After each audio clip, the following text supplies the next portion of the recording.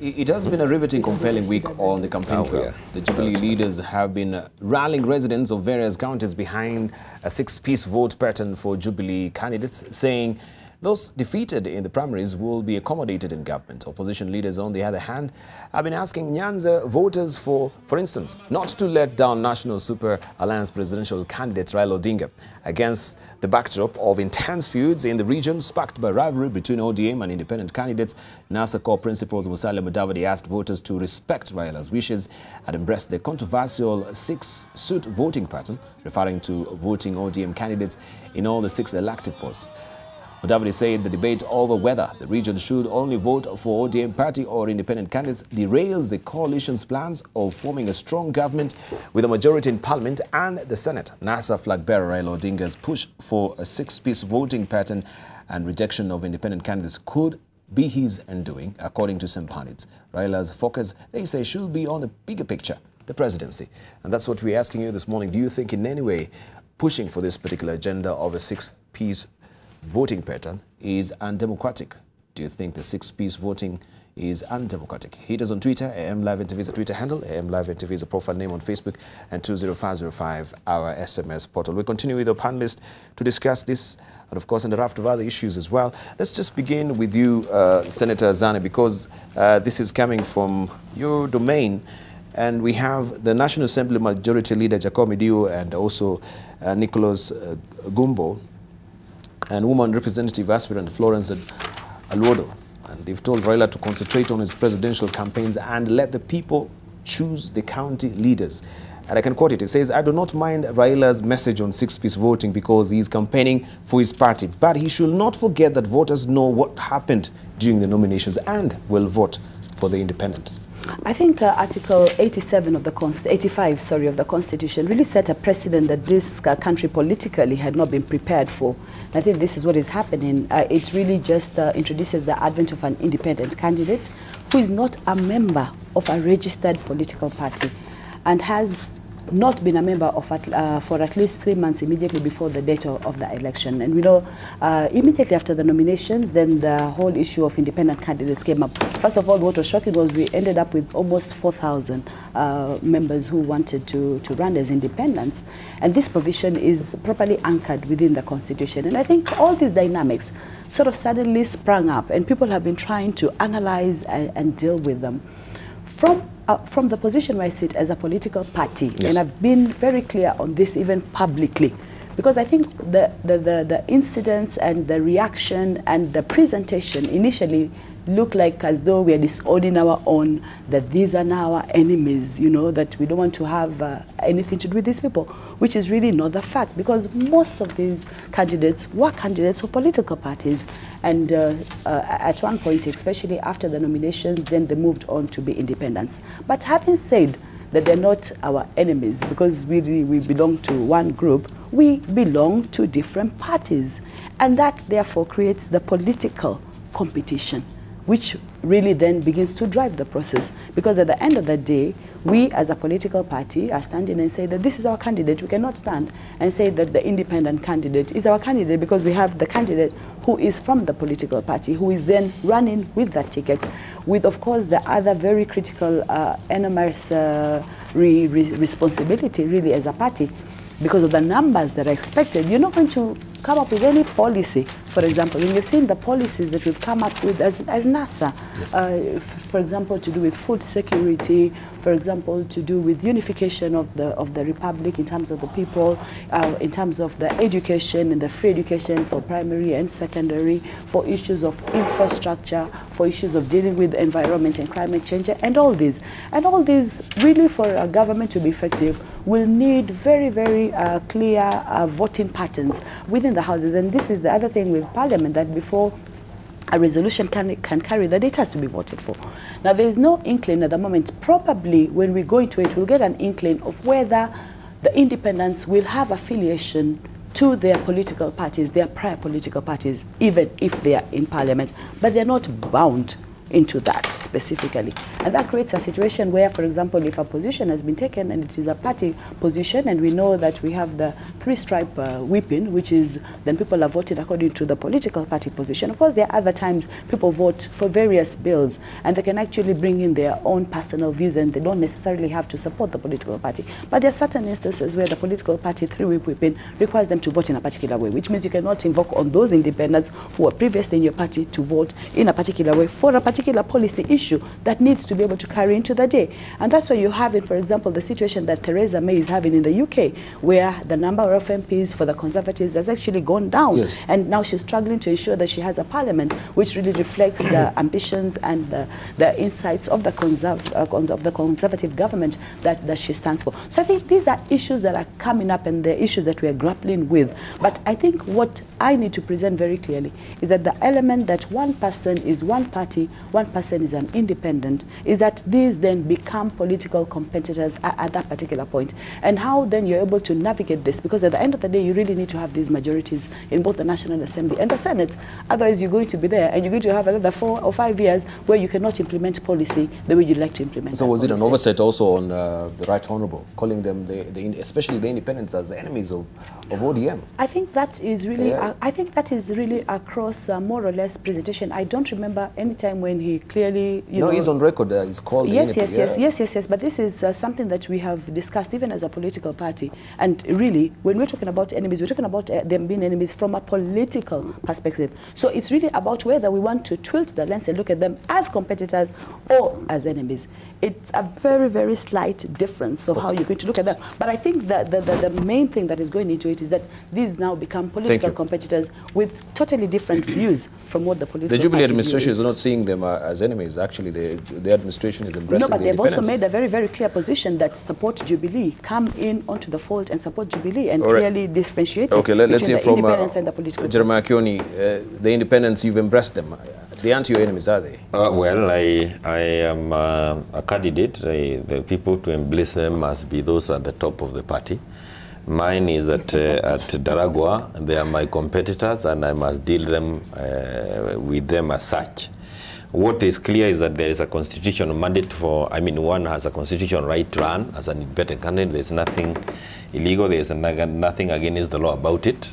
And all those who have chosen to run on independent tickets have a right to do so. And Kenyans, of course, will be presented with that choice come the 8th of August. They will make that informed decision as to whom do they want to choose, a person who is who belongs to a party, or an independent candidate. But I want to agree with the professor that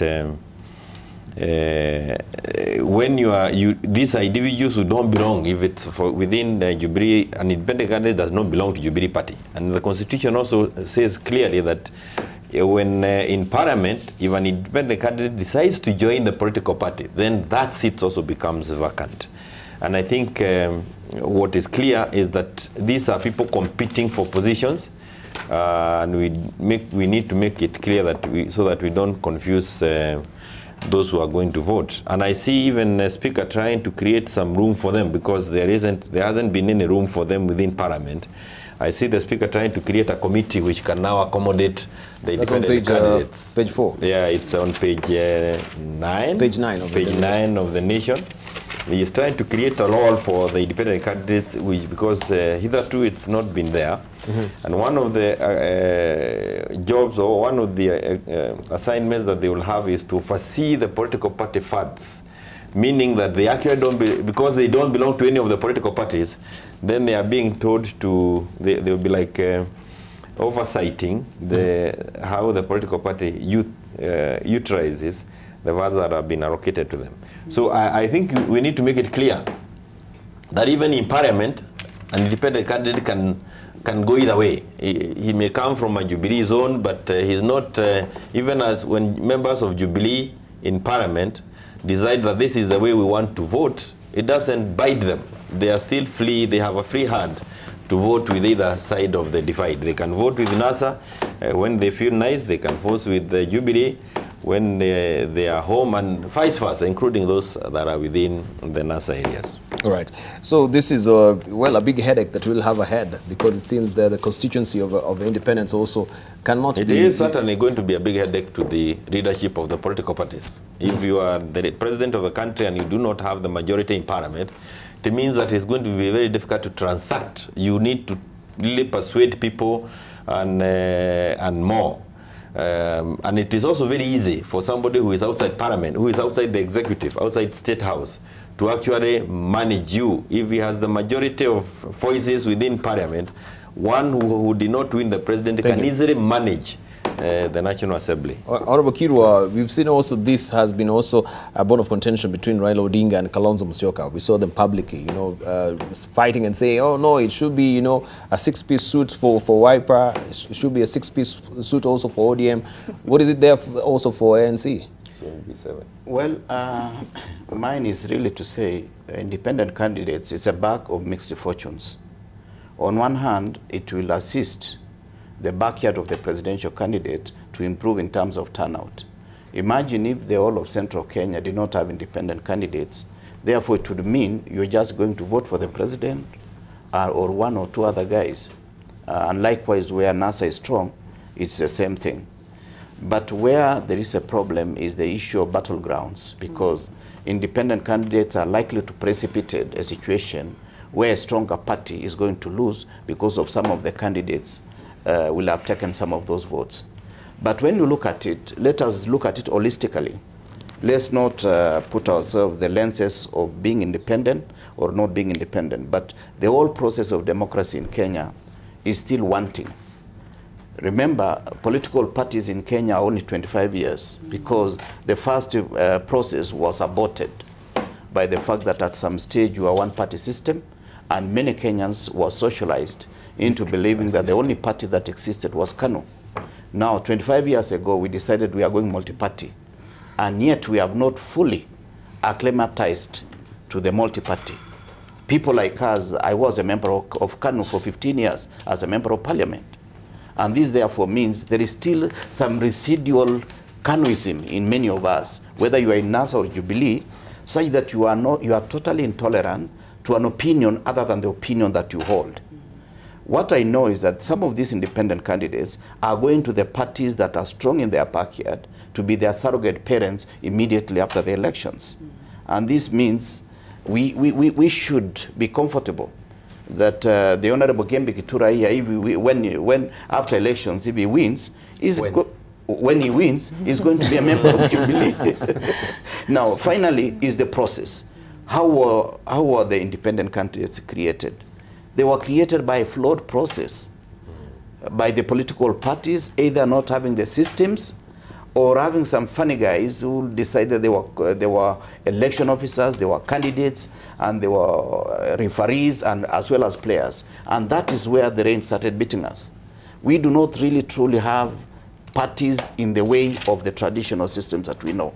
Finally, let Kenyans ask themselves, did parties come before democracy, or did democracy catch up with the parties, or the parties caught up with democracy? The foundation of every human society in terms of governance is democracy. Political parties are the latecomers, and therefore we must fashion them to feed into the bill of democracy and governance. Right. Balozi. I think this is a very important issue that we are discussing here about whether or not to wear a 6-piece suit, if there's anything like that in existence. The issue is, like Honorable Kipruto Arap Kirwa has asked, why did people go independent? We joined parties because we believed that there's going to be internal democracy in the parties. We believed that the nominations would be free, fair, and transparent. They were not. What we got instead were shambolic elections. And this is an important point, and I hope this is a learning curve for the IEBC. Because in the nominations, we found that the polling officers, for instance, the returning officers were compromised. So that, you know, they did what they wanted to do. Votes were stolen right in front of their noses. You know, ballot boxes were stuffed, and the return forms to the returning officer, county returning officers, were falsified in open daylight. Yes. So, I mean, these are the issues that have brought out this issue of independence. And this we are telling the people that were nominated, or say they were nominated fairly, to appreciate that the elections will be on 8th of August. The people will decide, on the 8th of August. The main issue here is this, that independent candidate is a reality. They were born out of shambolic nominations. People's rights were trampled on, and people did not feel satisfied that the right thing had happened. Fortunately, Article 86 of the Constitution allowed them to go independent in good time. And that is why you find so many people, including myself, have gone independent. What's going to be the effect of this at the end of it all? For me, independence is a major call up for the parties that if they do not, going forward, make sure that nominations are free, fair, and transparent. What's going to happen in 2022, for instance, is that you find people not joining parties. People just register immediately. The elections are called and say, I'll run as an independent. So you find in a county about 10, 20 people running as independents because they don't have faith. You can get promises from the party that the elections will be free and fair, nominations will be free and fair. But from history, and history is important, you realize that it's just going to be a repeat of 2017. So you decide in good time that I'm going to remain independent. I'm not even going to attempt to go into any party unless it's my own party. I'm going to go independent and let the chips fall where they may. This is a major wake-up call on democracy, in this development of democracy in this country. It is a major wake-up call because 2022 could very well be a very different, show us a very different horizon, or it will be very different. Because why would I want to believe in a party at that time that's going to be free when I have seen in the past that history doesn't allow for that? The real situation that we need to look up to, even as we discuss whether the speakers of the two houses are going to designate a space for independent when they win the elections. Yes. Because there has to be a space for them, because you don't expect that an independent to necessarily sit on this or the other side because they're independent. So most likely what's going to happen, there'll be a space designated independent. So that's where your seat is. The poll that was taken only last week showed that 57% of Kenyans said they are ready and willing to vote for independence. 57%. If that comes to fruition, then it tells you that in all the three houses, the county assemblies, the National Assembly, and in the Senate, you could very well find that the majority will be independents. It's going to be difficult for the party leadership, but that is going to be the reality when this happens. And it's going then to make people to reflect and maybe take democracy more seriously. Maybe take people's rights more seriously and have nominations that are conducted by a body that is assumed will be non-partisan, not the kind of nominations we had across the board, not just in Jubilee, but I believe also in NASA, because the complaint is the same, so that we have a system that accommodates everybody. So the issue of six-piece suit that you have said, I want to assure you, and I can say this without fear of contradiction, is not going to be a feature anywhere, at least anywhere, anytime soon. You find that people are going to bite the bullet, and people are going to vote for candidates of their choice, because those candidates had offered themselves on certain political parties, but have moved on because they don't have faith in that system anymore. These are the issues that we need to take into account. And democracy, and I've said this before and I want to repeat it, democracy will never be a finished product. Democracy is always work in progress. 200 years plus in America, they are still trying to come up with a clear system of democracy. It will never be a finished product, but all of us must work towards making it work. So it's a holy grail. It will actually, yes. We have had this discussion on this platform many, many times. And I remember not once, not twice, that those who were in Parliament and in the Senate could not even give us breathing space when he told them, don't play around with party hopping issue. Yes. Don't kill parties. But they could not hear any of it. But they didn't think that we had any foresight. These are the things we were trying to counter. We were in parties that were quickly folded up so that we can create one outfit. But we could see that this is where we were headed, those of us who had seen it before. So it's not a question of 2022. It's something we had seen it way, way before, that we are going to be where we are. And I agree with all the things that democracy is, there's no point at which you say you have now achieved it. You continue growing it and developing it and adjusting to the times. And that is what the speakers are now trying to do, because we don't even have a place where independents sit in parliament. But then look at was it not that we had, those of us who started to do the constitution is Article 85, was it not that we created room for independent candidates? The current parliament and the Senate had queued it. They will not be having a breather at all. But we saw this, and we chose to protect that right, because we knew people would be mismanaged by parties. And certainly we have to, it's a reality, we are going to have independent candidates in parliament, but they would have been better if they were within some political parties, because you can deal with a political party, get them into negotiations, and even enter into a memorandum. Now you are going to be in parliament where you have individuals who decide what they want to do on a day-to-day basis. That's how difficult the country, managing the country can be that difficult when you are waking up with the, if there was a memorandum of understanding, yes, like the one that was signed by 2013, I know KANU signed with Jubilee, UDF signed with Jubilee, it helps you to have some form of stability in the country. But without doubt, we will have independent candidates in parliament. Those nominations had difficulties. We are not, but of course, let me tell you this, the Wajiko knows the person who was rigged and the person who was not rigged. Mm-hmm. They will make that decision, and they will make it properly. Very well. Right. Without doubt, politics is personal interest. So when you are an independent candidate, you have to be very focal. When you are a candidate of a party, you become even more focal. Yeah. But Kipruto told me, when I told him that it's not good to wide up parties, he said politics is about personal interest. I hope he's not having it the wrong way. We mustn't lose sight of a very important thing, because again, are we going to have another 5 years, for example, of a parliament where making decisions depending on how the independents will be in terms of whether they will support one coalition or the other, but at any one time, none of the main coalitions will be able to progressively address. And I think this is why the political leaders, now the leadership of the political parties, is trying to make these issues become clear. As we are saying, it's going to be a discourse that's going to go on for a long time. Unfortunately, as independent, you're making that decision only as you cannot, even I'm sure, even when these committees are made, I don't foresee a situation where the independents will work as a bloc and just, you know, make decisions as a bloc. But there's no provision for that, because each vote will be considered for that particular candidate as independent. And therefore, when political party leadership are saying this, they're actually saying, look here, we're going to be there, but we're going to be there with our hands tied. Yes, nominations probably were interfered with to the extent that, for example, even the participants in the field, I know, for example, from the party, we had processes where we set out everything, but everything, when it went out into the counties, everybody took interest. And I think this also calls into discussion a very important process of how we want to do our nominations.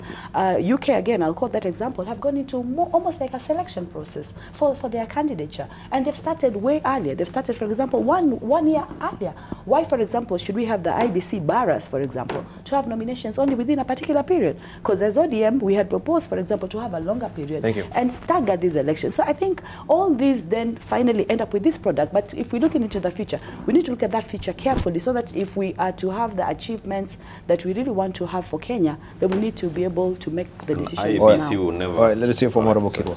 Well, I think, first of all, let me declare that a candidate sponsored by a political party, so that anything I say should not be held that I'm an independent candidate.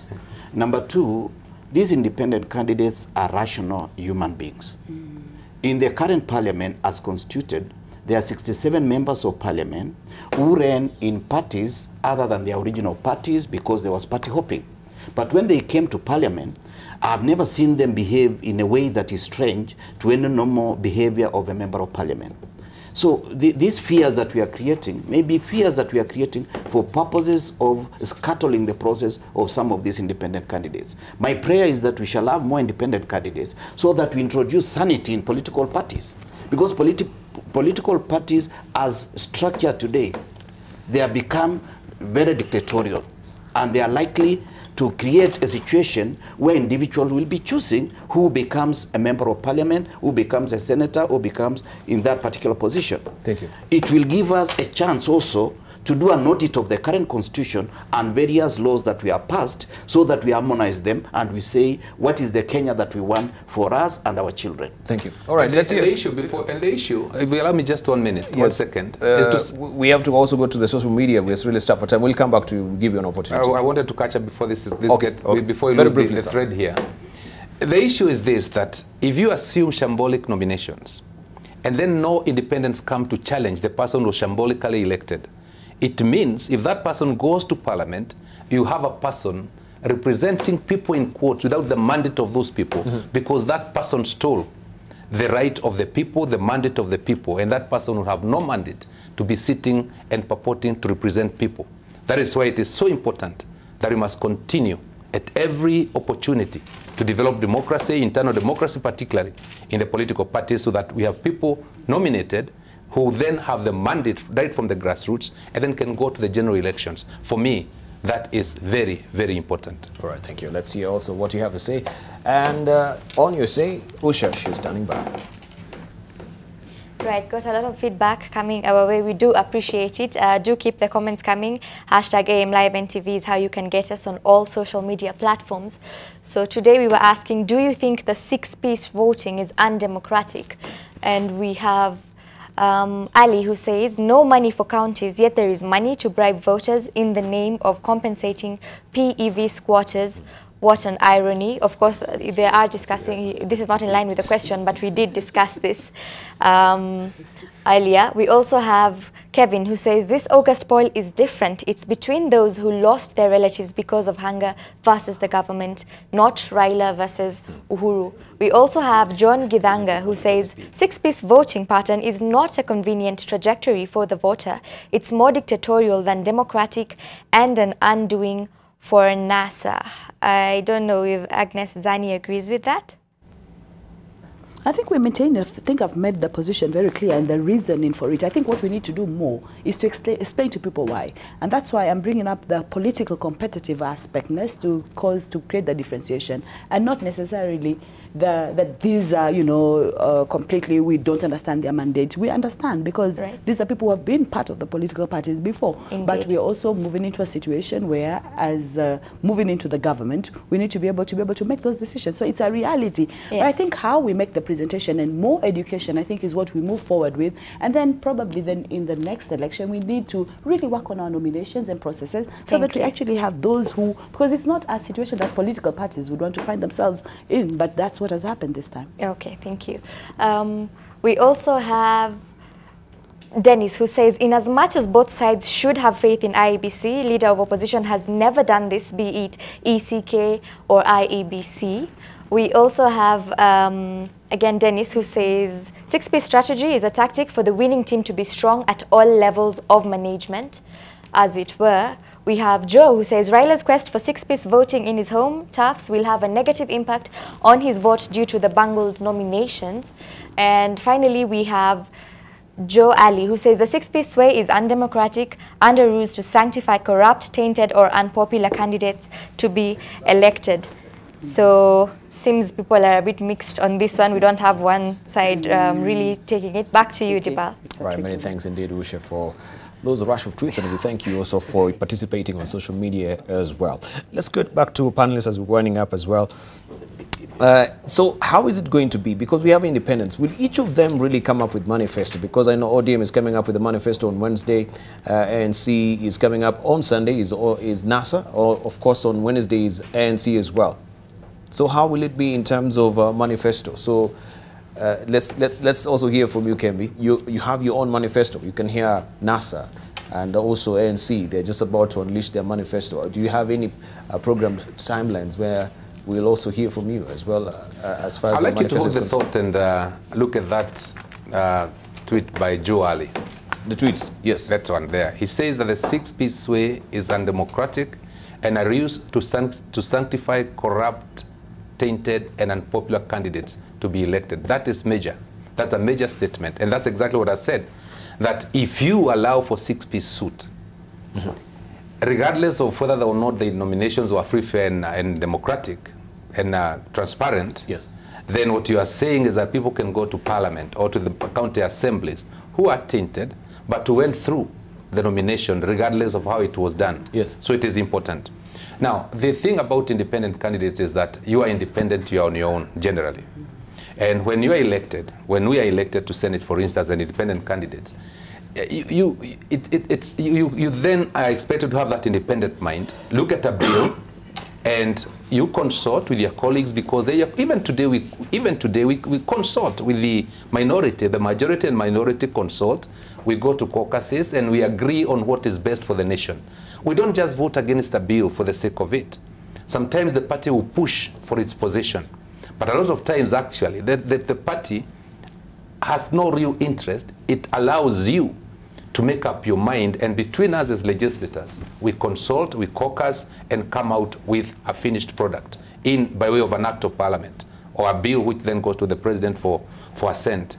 So independence should not be thought out, and I like very much the word used by Honorable Kirwa, that these are rational people. They have made their decision rationally.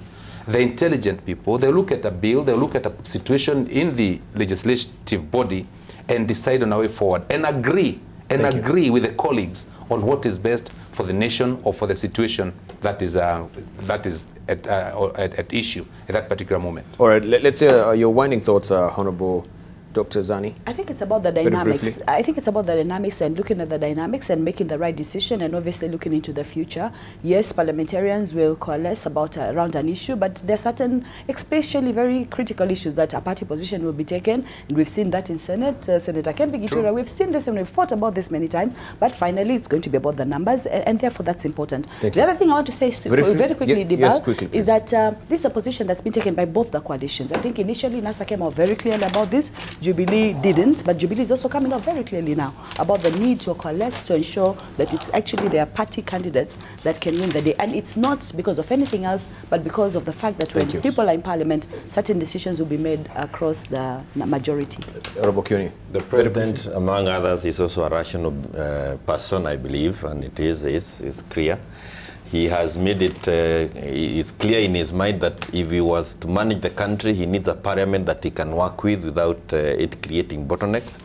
The projects that the Jubilee has undertaken would not have been possible if there was a push and pull, if he didn't have the majority in parliament. There would have had many people wanting to be talked to and convinced. And I do not want to downplay the need for people to have a clear mind, an independent mind to debate, but you need numbers to manage this country. And under this constitution, if you have a hung parliament, you will achieve nothing. All right, let's hear from Honorable Kirwa. Well, mine is to wish well all the candidates, and also to remind Kenyans that some of the political parties, their leaders, are supporting independent candidates against the party candidates. And that is where the irony lies.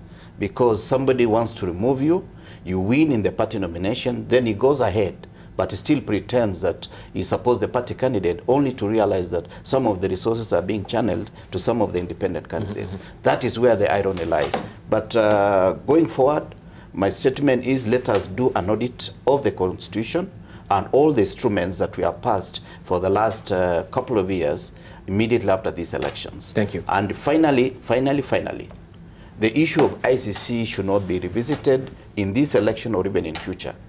We feel that issue ended, and what we should be doing is to reconcile the communities that might have been aggrieved as a result of post-election violence. Thank you. Seconded. Yeah, we didn't have time to really discuss the ICC. But Kembi, briefly, your parting shots. On the ICC? No. Just generally on the six-piece suit, even if you want, very briefly. The ICC is also very important as a final thought, because I read Steinberg, who was a prosecutor. I watched him in the ICC prosecuting, and I did not think very much of him, to tell you the truth. When I was there, I saw him twice prosecuting. I think he should not bring this back to our country. I think he should stop threatening us. I think he should desist. I think he should know that we also know, that people can be used to destroy nations, and you don't want a nation destroyed by wayward fellows who think that they have a point to prove in their prosecutions. On the elections, the only thing I'd like to ask, once again, is let us have peaceful elections. I pray for peace for our nation. I want every community, every person to feel that they are part and parcel of this great nation, and let us have elections that at the end of the day will be satisfying to all of us, so that we can move on together as one nation, because we are one true nation, Kenya.